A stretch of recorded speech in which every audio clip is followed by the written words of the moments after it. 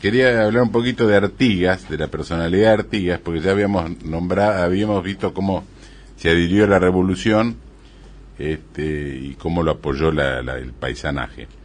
Ahora, Artigas no era un bruto, un salvaje, como algunos lo han pintado, sino que era de una familia bastante acomodada, que el padre tenía campo, y había nacido en Montevideo y se educó con los curas franciscanos. Entonces esto le dio una doble faceta. Él, por un lado, conocía a la gente acomodada, digamos, a Montevideo, pero además había trabajado en el campo y había conocido mucho a la gente, a los paisanos, a los indios, a los humildes. Y recorriendo la campaña había conocido todas las costumbres, etcétera. Un contemporáneo de él, que es Nicolás de Bedia, lo pinta así, dice: es Artigas de regular estatura, algo recio y de pecho ancho. Su rostro es agradable, su conversación afable y siempre decente. Come parcamente, bebe a sorbos, jamás empina los vasos, no tiene modos agauchados, sin embargo, de haber vivido en el campo. Artigas era un hombre de la ciudad y del campo. Ahora, hacia 1814, yo ya lo había dicho en otra oportunidad, Artigas ya era protector de los pueblos libres, o sea, era una personalidad muy importante, porque era digamos, el jefe, o todavía nombrado protector, de la Banda Oriental, Corrientes, Entre Ríos, Misiones, Santa Fe y Córdoba llegó a ser. Quiere decir que era una persona muy importante. Y había fijado su gobierno en Purificación, que es un pueblo que está un poquito ahí cerca de Paysandú, donde está lo que ahora llaman la meseta de Artigas, que es un pueblo que se formó ahí, siempre como carpas y ranchos, hasta que nunca fue una ciudad importante, digamos. Había hecho una iglesia, una escuela, pero era bastante. Y en esa época lo visita un cura de Montevideo que se llamaba Larrañaga, que sale de Montevideo el 13 de mayo de 1815 y llega el 13 de junio a Purificación. Y es muy interesante cómo lo describe y cómo trabajan ahí todo, porque se nota el contraste que hay entre un personaje tan importante como Artigas y algunos dirigentes de medio pelo que hemos tenido a montones, ¿no? Yo voy a leer lo que dice Larrañaga y cada uno que haga su propia comparación. Dice, anota en el diario de viaje Larrañaga, dice: nuestro alojamiento fue una habitación del general.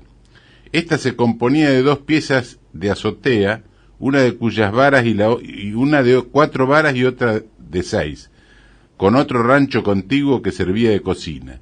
Sus muebles se reducían a una petaca de cuero y unos catres sin colchón que servían de cama y sofá al mismo tiempo. En cada una de las piezas había una mesa ordinaria como las que se estiran en el campo, una para escribir y otra para comer. Me parece que había también un banco y 3 sillas muy pobres.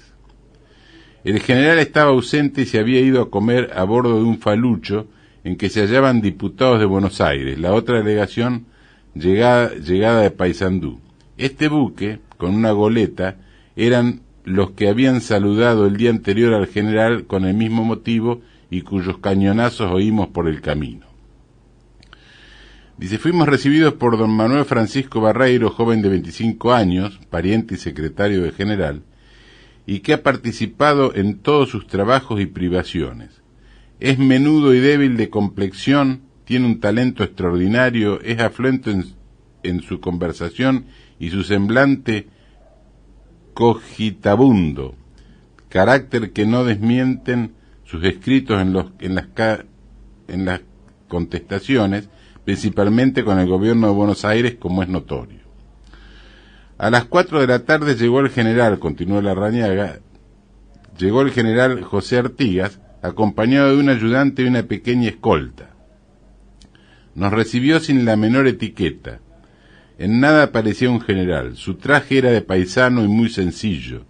Pantalón y chaqueta azul sin vivos ni vueltas, zapatos y medias blancas de algodón, sombrero redondo con forro blanco y un capote de bayetón eran todas sus galas, y aún todo eso era pobre y viejo. El hombre, de una estatura regular y robusta, de color bastante blanco, de muy buenas facciones, con la nariz algo aguileña, pelo negro y con pocas canas. Aparenta tener 48 años. Su conversación tiene atractivo, habla quedo y pausado.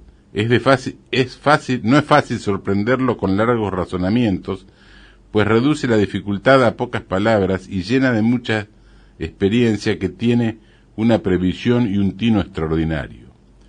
Conoce mucho el corazón humano, principalmente el de nuestros paisanos, y así no hay quien lo iguale en el arte de manejarlos. Todos le rodean y siguen con amor, no obstante que viven desnudos y llenos de miseria a su lado, no por falta de recursos, sino por no oprimir a los pueblos con sus contribuciones. Pues como para ir comparando, ¿no? Nuestras sesiones, sigue Larrañaga en el diario, dice, nuestras sesiones duraron hasta la hora de la cena. Esta fue correspondiente al tren y boato de nuestro general. Un poco de asado de vaca, caldo, un guiso de carne, pan ordinario y vino, servido en una taza por falta de vasos de vidrio, 4 cucharas de hierro de estaño, sin tenedores ni cuchillos, sino las que cada uno traía, 2 o 3 platos de loza, una fuente de peltre, cuyos bordes estaban despegados. Por asiento 3 sillas y la petaca, quedando lo demás de pie. Véase aquí en lo que nos consiguió el servicio de nuestra mesa, cubierta con unos manteles de algodón de Misiones, pero sin servilletas, y aún según supe, mucho de eso era prestado.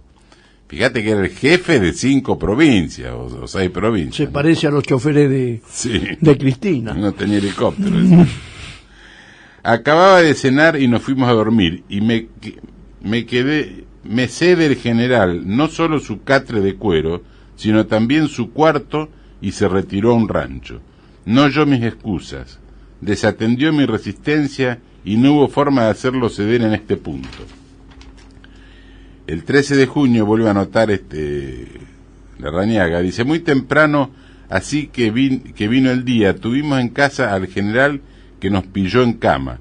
Nos levantamos inmediatamente, dije misa y se trató el desayuno, pero no fue ni de té, ni de café, ni leche, ni huevos, porque ni los había, ni menos el servicio correspondiente.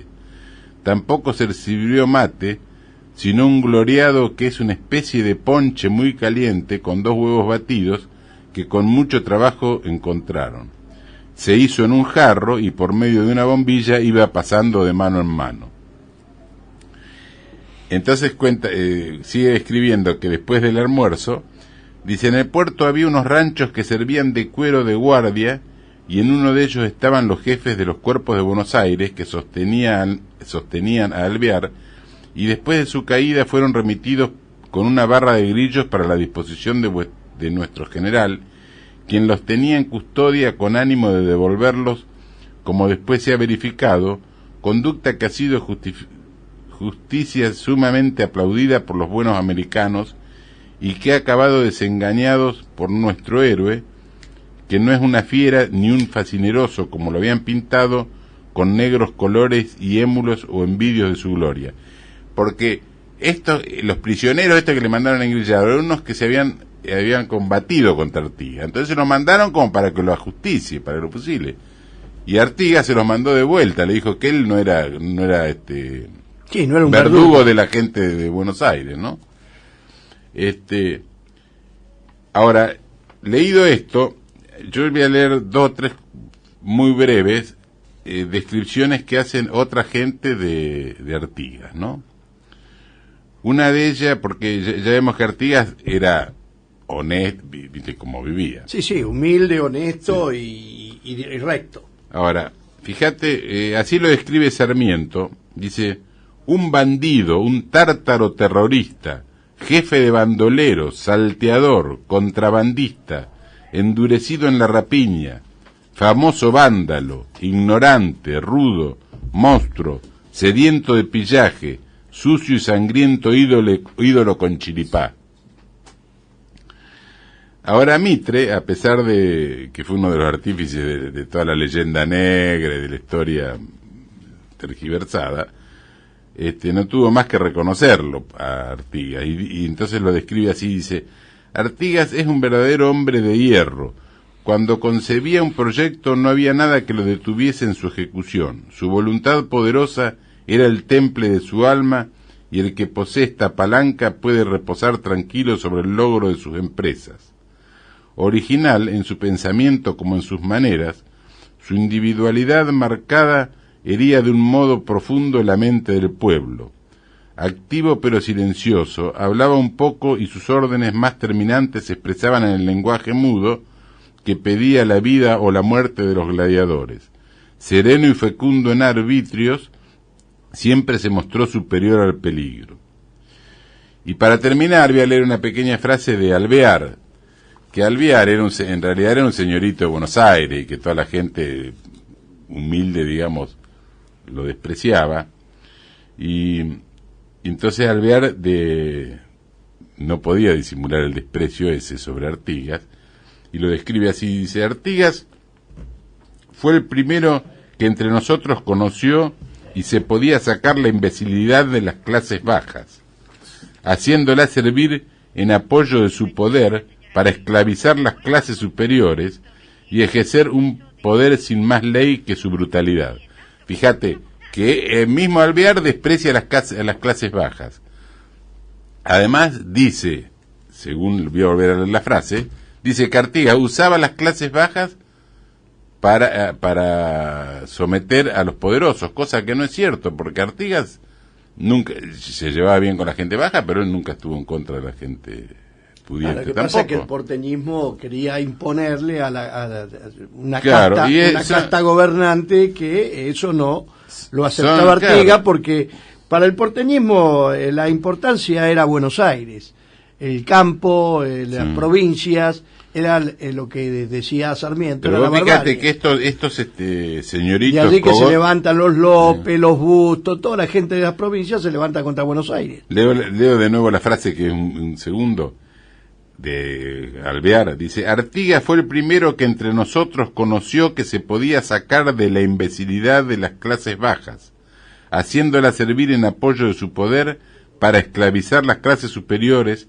y ejercer su poder sin más ley que su propia voluntad.